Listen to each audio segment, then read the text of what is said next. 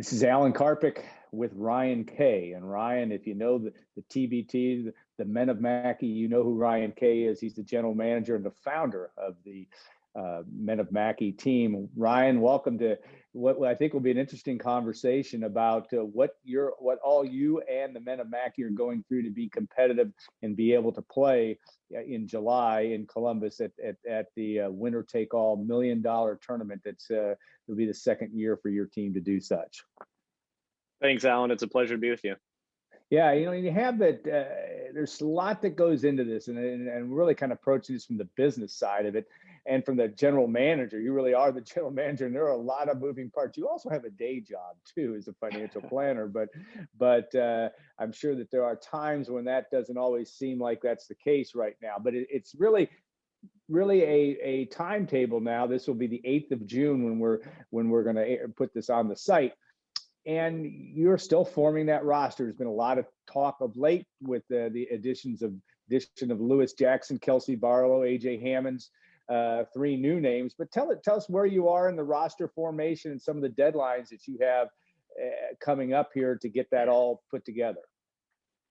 Yeah, no, it's interesting. You talked about the time commitment. It's definitely a time commitment because we're really a professional sports team for 2 weeks out of the year. We play in a regional site. And if we win the regional site, we go to the championship site the following week. So it's kind of crazy. You put all this time in and you could lose your first game and you're done and you're done for the next year. But yeah, we are really, really excited about our roster. Last year we had quite a few Purdue guys, and then TBT moved it from a traditional format to a bubble format. We had to have a few guys fall off. So one of the things I really wanted to try to concentrate on this year was making sure we have a more strong core of Purdue guys. So yeah, we are really excited. We just announced some big names to get out of the gate with Lewis Jackson, who's training full time to try to make a go of it again overseas. AJ Hammond's doing the same thing. He's training full time. We've got Kelsey Barlow announced, Evan Boudreau, and then John Octius, who just finished a really good season overseas in Japan.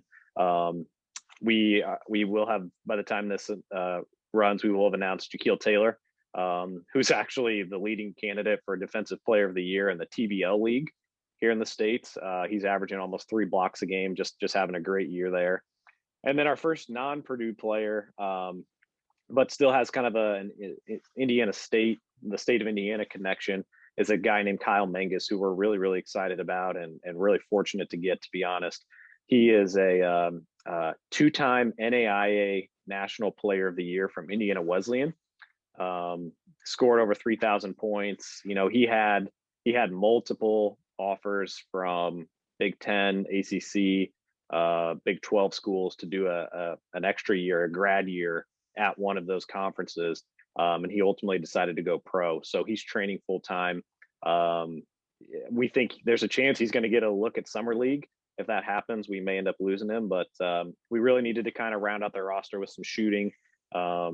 And he's just a dynamic player. He plays hard. He comes from an extremely winning program. That the Indiana Wesleyan program, if people aren't familiar at the NAI level, is kind of the program.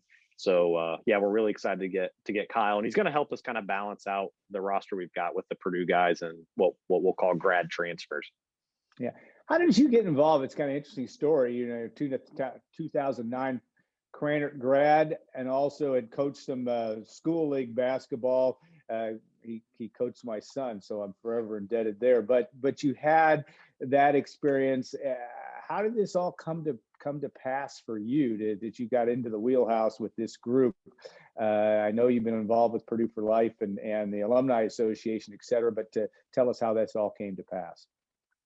Yeah, it's kind of surreal, to be honest. I remember when the ball tipped last year in the bubble for our first game. I saw the ball go up, and I just kind of looked around and thought, "Wow, how did I even get here?" But no, the story is it's kind of a lot of different little pieces that kind of came together at the right time. So I was really involved, and still am, with the Purdue Alumni Club here in Fort Wayne, and I ran our scholarship golf outing. And between Rafael Davis's junior and senior year, he was coming off Defensive Player of the Year in the Big Ten.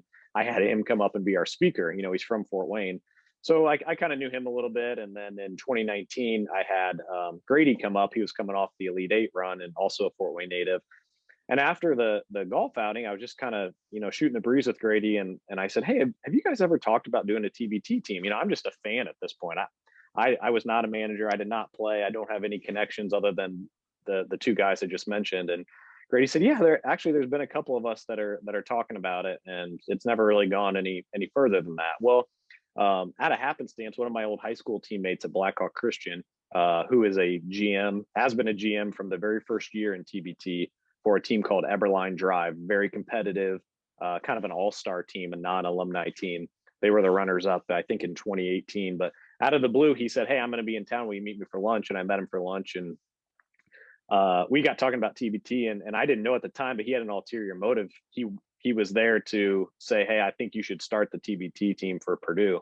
And I was like, I don't know anyone. Like, I'm not the guy. And he's like, "No, with all your connections, being on the Purdue alumni board, and the events that you've run and your organizational skills and the people, he's like, I think you should do it." Well, lunch ends, and before I pulled out of the parking lot, he had already copied me on a text with the founders of TBT, and so it kind of just spiraled from there, where the TBT people were like, "We really want you to do this. You need to find someone to help you with recruiting," since I didn't know the guys at the time.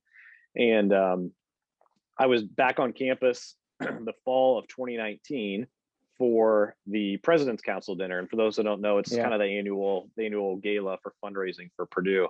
And I happened to run into PJ, and he was with Grady. They were graduate assistants at the time. And I just went up to him and I said, "Hey, Grady, I don't know if you remember me from the golf outing. We talked about TBT a little bit. I said, I'd be interested in the organizational side if you guys can help me with the recruiting." And I think they both were like, "Yeah, we've been thinking about this, but we need someone to kind of take the lead and spearhead it." So that's what happened. And then PJ and Grady really were my kind of co-recruiters that first year. So yeah, that's kind of how it all came together, and just a lot of nights and weekends messaging guys, seeing who's interested, who's not. Fundraising, I know something we're going to talk about, doing a lot of that behind the scenes.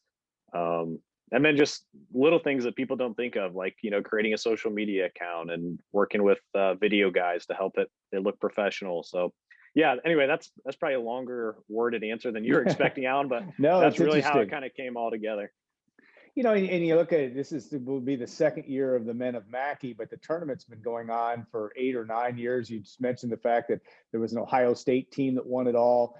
This has become, and it really was last summer, at least for me, kind of the first sign that we had a chance to get back to normal. Only the fact that this was the first television event that I can recall really on during COVID, during the height of COVID. It was a bubble event in Columbus, and of course Purdue, or the Men of Mackey, won one game and lost the second one, but fared quite well. What was that experience like? You putting that together in a bubble, and all the stuff that you had to do, and all the herding cats, I'm assuming, to be able to make that happen.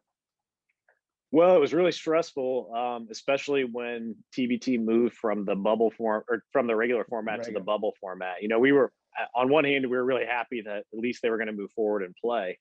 We had all this momentum of announcing the team. Unfortunately, then COVID hit. So we were really excited to still be able to play, and to be the first basketball back was really, really cool. But it was extremely stressful. We had to go through rounds of testing beforehand. We lost some guys when they moved from the regular format to the bubble format.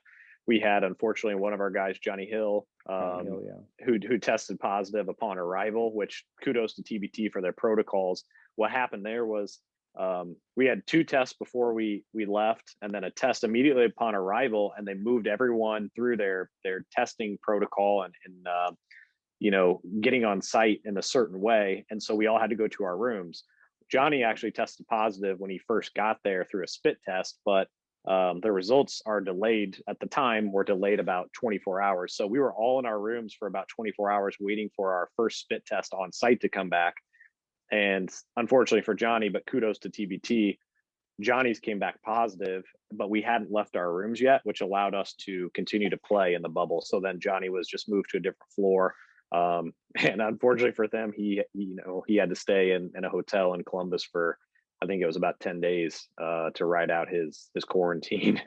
But he was a trooper, and you feel bad for Johnny, but even if you talk to him today, he'll say that, everything happens for a reason. And he has just had a great attitude about the whole thing in spite of the rough circumstances. But yeah, the herding cats, I wouldn't know. I don't know if I'd say it's herding cats, but it was just a lot of organizational things behind the scenes. And quite honestly, we're going through that again this year with the vaccinations. TBT's got certain rules and protocols for teams that are more than 75% vaccinated, and protocols for those that are under 75% vaccinated. So right now it's not only recruiting guys, but it's, hey, are you vaccinated? Will you get vaccinated? If you do plan to get vaccinated, you have to get vaccinated by this day to give yourself enough time to build your immunity. So just a lot of time and energy behind the scenes goes into this, but it's all worth it. Hard deadline really for roster formation to some extent, June 15th. And again, it's been talked about with Kelsey Barlow, AJ Hammonds, John Octius. You're in a situation to be able to have Lewis Jackson, Jaquil Taylor, we talked about, and Evan Boudreaux, maybe some other Purdue guys. I know Isaac Haas played last year, and that, maybe a possibility as well. But there's a lot to get done between now and the 15th to get that roster together. Plus, you had really good players last year. Frank Gaines and Justin Dentman were two guys that played last year that could possibly, I suppose, be a part. But talk about all that and what you want to get done between now and the next week. Yeah, we're kind of in crunch time. It's really interesting. If you go to the TBT website right now, you'll see they've got, I think, over maybe 110 teams have applied. And some of the better teams historically maybe only have 2, 3, 4 guys listed. So it's going to be a really crazy week in the TBT recruiting world, just to see which guys land on which team and who's playing, who's not. But yeah, we're hoping to get a few more Purdue names on the squad. And then, just from a competitive standpoint and a balancing out of the roster, we'll probably have maybe 1 or 2 more non-Purdue guys that will also join us. But yeah, we're excited about, to get an AJ Hammonds and a Lou Jack and a Kelsey, and, then have some of the returning guys like John and Evan and Jaquil. We're really, really excited. So I think we can do some damage, honestly. We're going to be one of the best coach teams. I think all of the guys last year will tell you how great Ryan Smith did. In fact, when I was recruiting guys to come back this year from last year, almost unanimously, the first question I got, well, is Ryan coming back? Because they really wanted to play for him. So he did great. And I heard Kelsey over the weekend say it's somewhere that he watched the games last year and he was so impressed by Ryan. That was one of the things that made him want to play. He was impressed by Ryan's coaching style.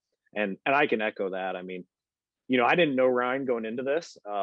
Dakota was actually the one that introduced me to Ryan. Yeah. He spent some time with Ryan last summer. And said, hey, I'm with Ryan. He's really interested in coaching. And I was like, yeah, let's get him involved. But he just blew away every expectation. And, coming back to doing damage in the tournament, some of the most successful characteristics, I think, to make a deep run are being well organized, which I think we are, having a mini camp. Not a lot of teams do that. I mean, you'll see some teams show up a day or two before and just think they can go out and play. We will be starting a mini camp in Columbus, July 19th. So we're going to have a week of practice, kind of leading up, and then well-funded. So we're trying to kind of close the loop on that to make sure that we're taking care of our guys and covering all their expenses. TBT, it truly is winner take all. So there is no payment if you even if you win every game and make it to the championship and lose. There's no compensation per se. In the format of the tournament, again, you will play. There's 2 weekends where you'll play. If you can win 3 games, it's a 64-team tournament that's going to be announced, I believe, on June 20th. Is that the plan, or is it? Yeah, on or about. Yeah. And then, so if you win 3 that first weekend, you will advance to the finals. You're in the Columbus bracket, excuse me, so to speak, and then you will have an opportunity to play Dayton. In essence, in the Elite 8 format, right? There'll be 8 teams that will go to Dayton. Yeah, it's the bracket's set up like the NCAA tournament with 64 teams. The difference is half of those teams, so 32, will play the weekend before we play our first game. And then the other half will play our weekend. And that will be split between the West Virginia regional and the Columbus regional for us, that second weekend. But yeah, the championship weekend, which would be kind of the third weekend, if you will, is in Dayton, and that would be equivalent to the Elite Eight. Yeah, and a great format.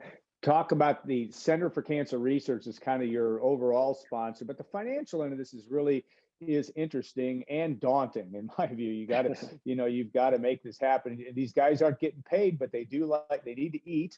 They need to be brought in. Some of them they're not all going to be car rides necessarily to Columbus, Ohio for your mini camp. You've got to be able to house them.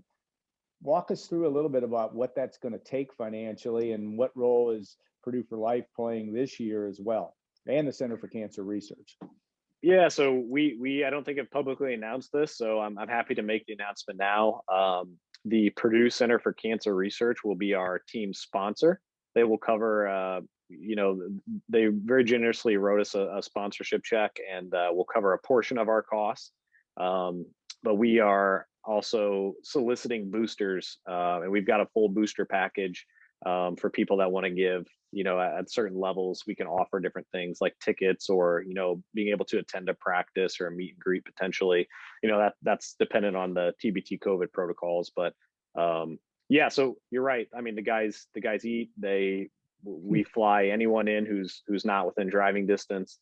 We put them up for their hotels. TBT does not cover any of that. So we're trying to raise, close to about $40,000. Even practice courts, we've got to go out and rent our own practice courts. We've got to potentially rent shuttles from the hotel to the practice court, or the practice court to the tournament. So a lot of little expenses that add up. And we've already gotten a few people who've committed to be boosters to kind of help us close the gap, but still some work to go there for sure.